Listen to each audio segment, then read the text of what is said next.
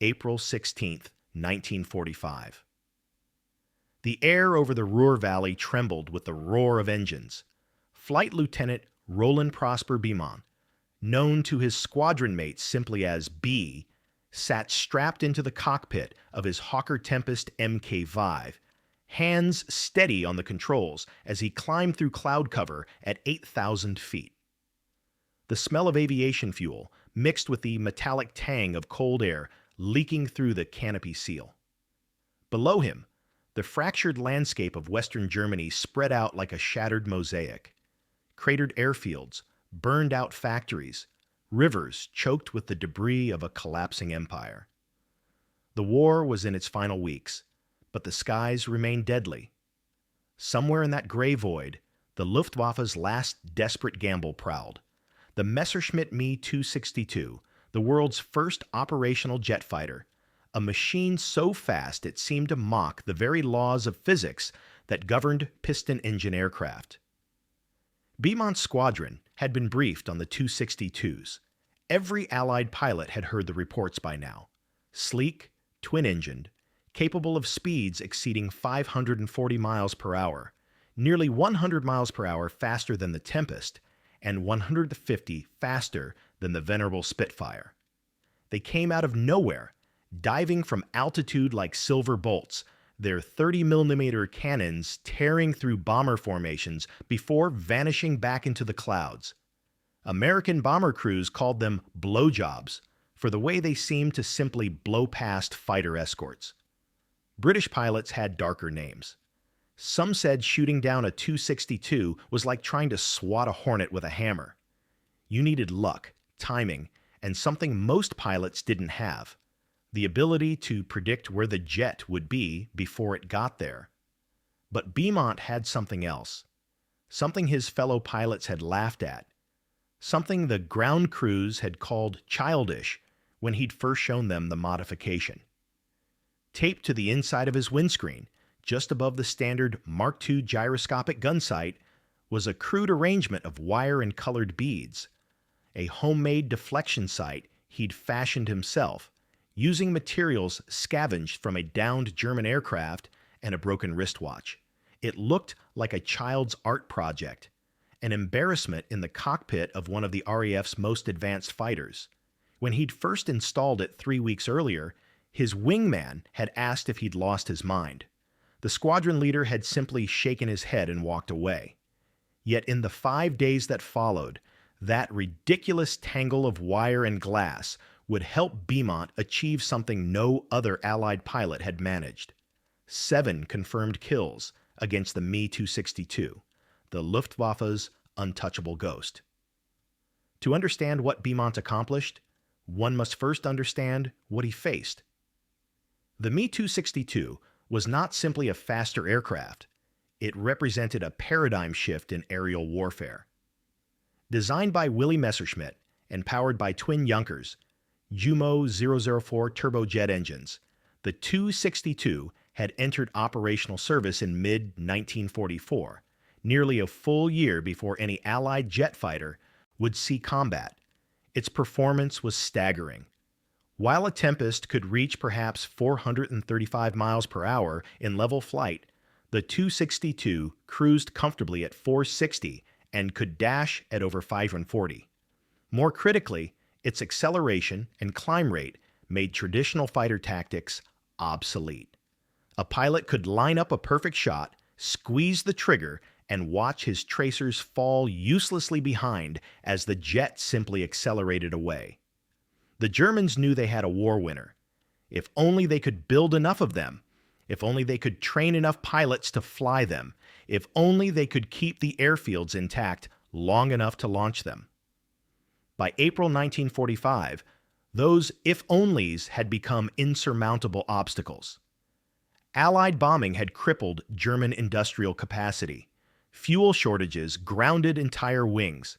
The Luftwaffe was scraping the bottom of its pilot barrel, sending up boys who'd barely logged 50 hours in training aircraft to face veterans with thousands of hours of combat experience. But the 262 itself remained lethal. Jagdverband 44, The elite jet unit commanded by the legendary Adolf Galland was still operational, still dangerous. These were not green recruits. These were the survivors, the aces, men who'd fought from the Battle of Britain through the Eastern Front and now made their last stand in the skies over a dying Reich. They flew the 262 with the kind of desperate brilliance that comes from knowing you're fighting not for victory, but for time, for honor, for the slim hope that history might remember you fought well. Against them, the RAF threw everything it had. Tempests, Spitfires, Mustangs, all excellent aircraft, all hopelessly outmatched in straight-line speed. The Allies adapted with doctrine, hit the 262s during takeoff and landing when they were slow and vulnerable, patrol the airfields, catch them on the ground. Some pilots managed kills this way, but it felt hollow, like shooting fish in a barrel. The 262 in flight remained almost untouchable. Almost. Roland Beamont was not a typical fighter pilot. Before the war, he'd studied engineering at Cambridge, and that analytical mind never left him even in the chaos of combat. He approached aerial combat the way a mathematician approaches a complex equation.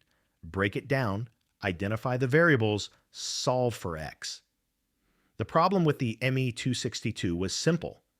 The gunsights available to Allied pilots in 1945 were designed for fighting aircraft that flew at similar speeds. The Mark II gyroscopic sight in the Tempest was a marvel of engineering, automatically calculating deflection based on target range and closure rate. But it assumed your target wasn't accelerating at jet engine rates. It assumed your target would maintain a relatively predictable flight path. The 262 did neither. Beimont had been thinking about this problem for weeks. He'd studied gun camera footage from pilots who'd engaged 202s. He'd analyzed the geometry of deflection shooting, the art of firing not at where your target is, but where it will be when your bullets arrive. For a conventional fighter, this was a matter of degrees. For a jet, it was a matter of radically increased lead angle. The standard sight couldn't calculate it fast enough. The human brain, drowning in adrenaline and pulling G-forces, couldn't reliably estimate it. So he built his own. Using wires salvaged from a German aircraft's elevator control cables, glass beads from a broken rosary he'd found in a French church, and the tiny gears from a damaged watch, Beamont constructed what was essentially a secondary reference sight.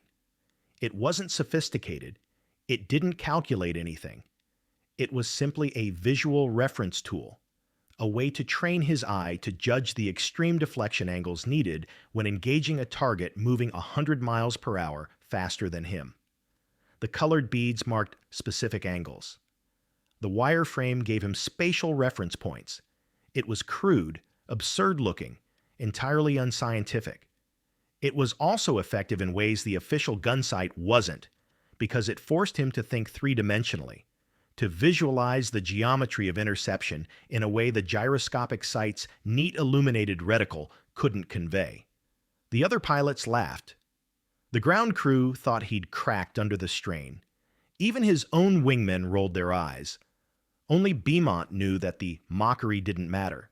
Only results mattered. And on April 16th, he got his chance to prove it. The Tempest shuddered as Beamont pushed the throttle forward, the Napier Sabre engine's 24 cylinders howling in response.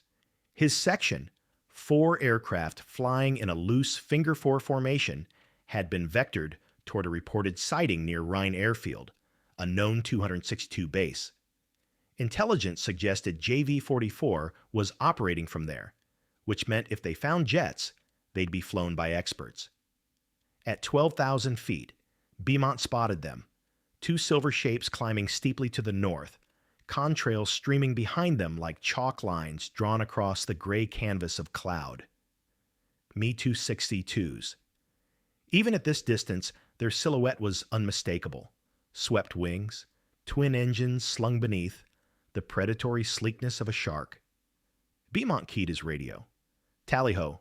2 bandits, 11 o'clock high, climbing. The Tempest banked hard left, diving to build speed. The 262 saw them. They had to, but continued their climb. Why run? They were faster. They could dictate the engagement.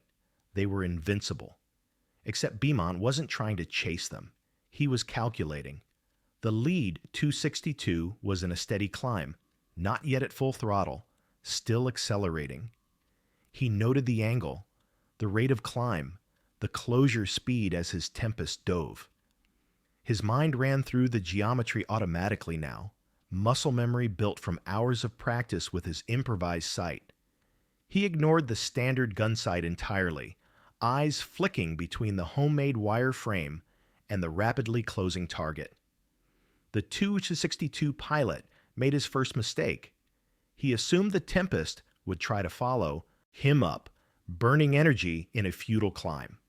Instead, Beamont cut inside the German's turn, using gravity and his dive speed to position himself not behind the jet, but ahead of where it would be in 3 seconds. The wire beads aligned with a point in empty sky 40 degrees ahead of the 262's nose. Beamont's finger tightened on the trigger.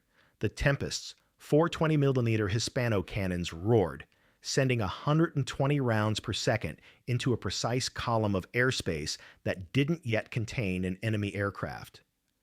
Then it did. The Me-262 flew directly into the cone of fire. Cannon shells stitched across the left engine nacelle. White smoke erupted, then orange flame. The jet rolled inverted.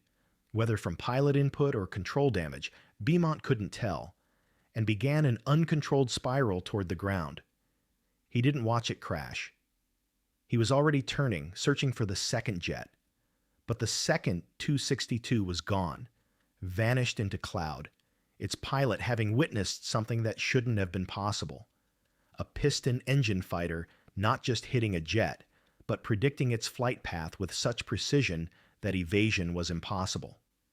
Beimont's wingman's voice crackled over the radio. "Christ, B, how did you form up?" Beimont cut him off. "They'll be back." He was right. Over the next 5 days, the pattern repeated with the mechanical inevitability of clockwork. The Me-262s came up to intercept Allied bombers. Beimont's section intercepted the interceptors, and each time that absurd tangle of wire and beads gave him the split-second edge he needed. April 17th. 2 more 262s destroyed over Münster. April 18th. 1 damaged, forced to crash land. April 19th. A single kill. But the gun camera footage was so clear that RAF analysts studied it for weeks afterward, trying to understand how he'd managed a deflection shot at nearly 90 degrees. April 20th. 2 more, a pair of JV-44 jets caught during a climbing turn, both disintegrating under cannon fire before their pilots could react. 7 confirmed kills in 5 days. 7 Me-262s, the Luftwaffe's wonder weapon, the jet that was supposed to turn the tide, shot down by a pilot using a gunsight that looked like it had been assembled by a distracted child during arts and crafts hour. The other pilots stopped laughing. What they witnessed in those 5 days was something that transcended mechanical advantage, something the Germans had believed their superior technology would render irrelevant: the power of human adaptability, the refusal to accept that better engineering meant inevitable victory. The Me-262 was faster, yes. More advanced, certainly. But it was flown by men who'd been taught a doctrine of aerial combat that no longer applied, who'd been trained in tactics designed for a different kind of war. Beamont, with his scavenged wires and watchmaker's precision, represented something the Nazi regime had never understood. That true technological superiority isn't about building the best machine. It's about building the best system for humans to use machines effectively. The wire and beads weren't magic. They were simply a tool that extended his natural capabilities, that translated abstract geometry into something his hands and eyes could process faster than conscious thought. In a way, it was the perfect metaphor for the difference between the Allied and Axis approaches to warfare. The Germans built the 262 in isolation, a masterpiece of engineering that demanded superhuman skill to employ effectively. The Allies built systems, integrated radar networks, mass-produced aircraft with standardized parts, training programs that turned average men into competent pilots, and a culture that encouraged improvisation and field modifications. Beamont's homemade sight was never officially adopted. The RAF never manufactured it, never issued it to other squadrons. By the time analysts finished studying it, the war was over and jet versus jet combat had rendered the whole question moot. But in those 5 April days, it represented something more important than any official doctrine. The principle that soldiers closest to the problem often understand the solution better than headquarters, that a pilot with wire and intuition could defeat an engineer's masterpiece, that war is ultimately won not by those with the best technology, but by those who adapt fastest. There's a photograph, taken in late April 1945, of Beamont standing beside his Tempest. If you look closely at the cockpit canopy, you can just barely see it. That tangle of wire and colored glass, catching the spring sunlight. In his flight log, he noted the 7 kills with characteristic British understatement. Engaged several Me-262 aircraft. Satisfactory results. 7 victories against an enemy that was supposed to be untouchable. 7 small triumphs in the dying days of a terrible war. 7 moments when a childish-looking modification proved that human ingenuity, not technological superiority, remains the ultimate weapon. The Me-262 was a better aircraft than the Tempest in almost every measurable way. It was faster, more advanced, more heavily armed. It represented the future of aviation. But it lost because it was wielded by a regime that had forgotten the most basic truth of warfare, that wars are won not by machines, but by the men who use them, and by the cultures that empower those men to think, adapt, and improvise. In the end, Beamont's wire and beads shot down more than 7 aircraft. They shot down the myth of inevitable technological dominance. They proved that a free mind, given the tools and the trust to solve problems creatively, will always find a way through, even if that way looks, to those who don't understand, like a child's toy taped to a windscreen. The jets fell. The wire remained. And in that simple fact lies a truth that transcends any single battle, any single war, that the human capacity for adaptation, for creative problem solving in the face of impossible odds, remains the one advantage no enemy can engineer away. That was what they mocked. That was what won